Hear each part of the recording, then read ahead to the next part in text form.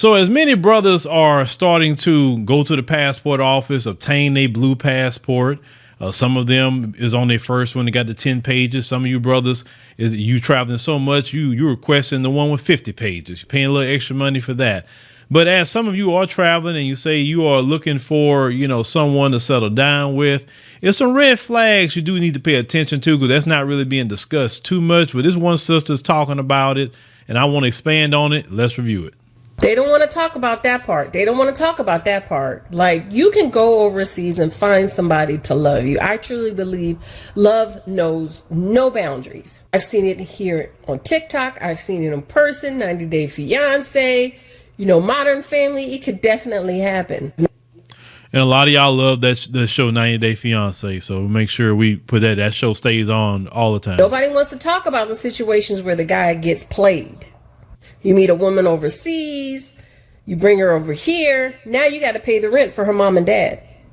Or how about the part, you go overseas, you meet a woman, you bring her back, but you didn't bring her kids with you. Oh, you didn't think I knew about that part, huh? Oh. Okay, let's stop right there. First and foremost, this is one mistake that some of you fellas, and nobody's discussing this, so let's discuss it. Do not bring your new woman from over wherever you're getting her from back to the United States of America. Why you should not do that is because when you bring her back here, she's going to be socialized into American society. So with time, she's going to turn into what you was really trying to get away from. So you cannot bring her back here.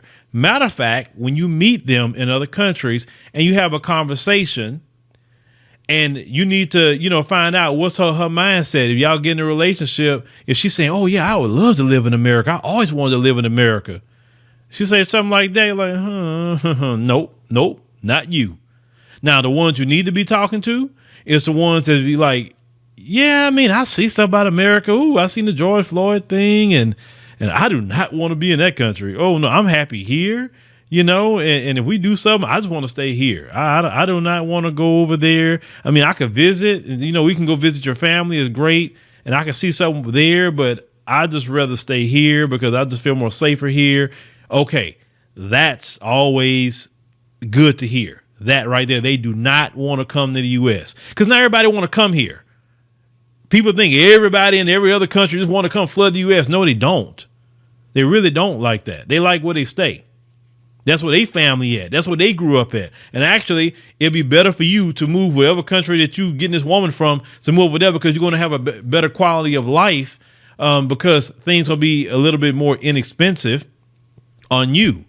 You just got to figure out a way to monetize yourself where you can be overseas like that. Okay. You can have investments that's paying you monthly, dividends. You could have an online business. Some people do that. Some people may have a podcast. Some people may have, YouTube channels, whatever. I say if you do the YouTube thing, make sure you just have multiple streams of revenue coming in if you're going to do that, because YouTube changed their rules on you and anything could happen. About kids, you should not be going over there doing the simping.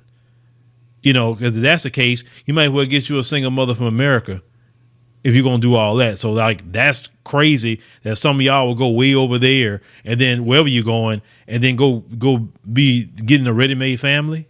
Come on now, y'all can't do that, but let's continue. She was all this magical thing when you first got here. It was all about you. Then she learned English. Then she went to school. She got her certificate.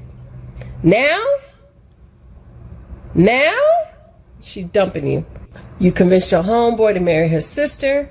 The sister's here. They both bring the parents here. 10 years later, you look up, you feel like a guest and an outcast in your own home because they stopped speaking English a long time ago.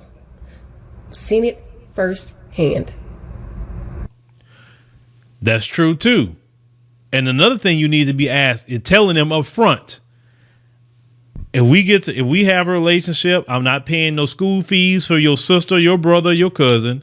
I'm not sending monthly money to your mama and your daddy. I'm not doing it. That's not what I do.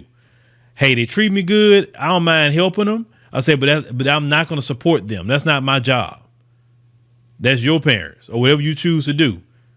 And none of the money that I'm making is going that way. you got to let them know ahead of time about that, because they will be expecting you to pay school fees. Because in some cultures, even in African cultures, when somebody comes to America and making good money, they're expected to send money back. And that's a lot of immigrants that come here. They're sending money back home because, you know, the exchange rate is real high. So even if they send them $100, $200 a month, it's some good money for them.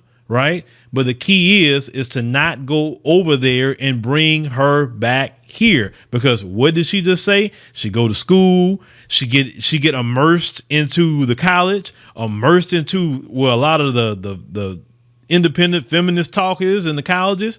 And then with time, you know what I'm saying? We're trying to make sure that when you go over there, you're not getting finessed, because yes, they got some women that look at you as a lick, fellas. You gotta understand that they want to come to America. They want to bring their whole family to America, and you the way to get them in. So yeah, you gotta be careful with that. That is the God's honest truth. This sister is saying. Oh, and don't let her be young.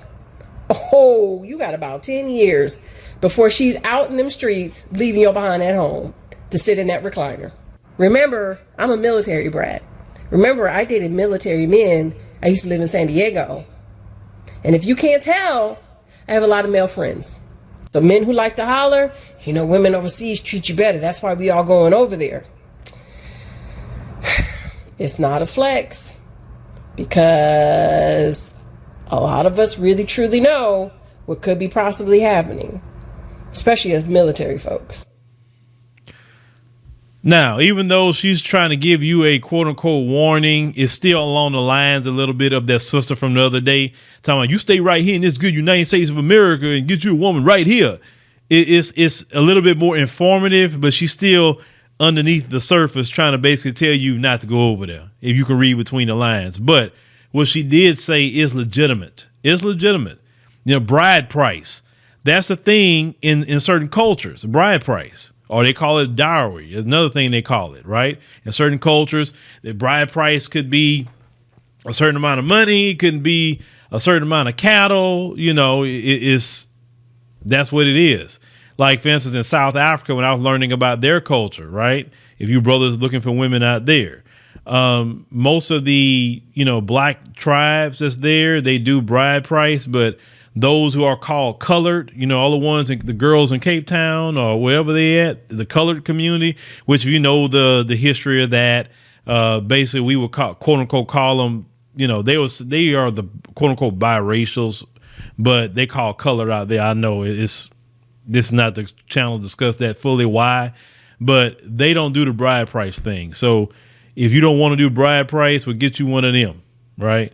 That's what you want to do, fellas, at least that. But certain cultures have that. You know, Latin America, certain cultures have that, you know, so it's just, you need to consider all of that when you go overseas. So what I'm telling you about paying for the family this and for that, and, you know, just consider all that and just let them know up front, I'm an American. That's not what I do. So if I'm gonna be with you, I'm letting you know ahead of time, this is how it's gonna be. You know, you got one thing, fellas, you got to know, let any woman know, no matter where you meet her at, establish up front what are you going to do and what you're not going to do, what you allow and what you're not going to allow. If you set that up front, then they couldn't slip in nothing down the line on you. And you're like, oh, shoot, now you're stuck doing something. So, yeah, I still say go overseas and do your thing. But just do it with some education and know ahead of time and what you're doing, because some of you may walk into them problems and that's not really being discussed on these particular videos. But yeah, y'all let me know what y'all think. You know, some of you fellas probably married somebody overseas, you know, in the comments, you know, and share your experience with it. That way other men will know.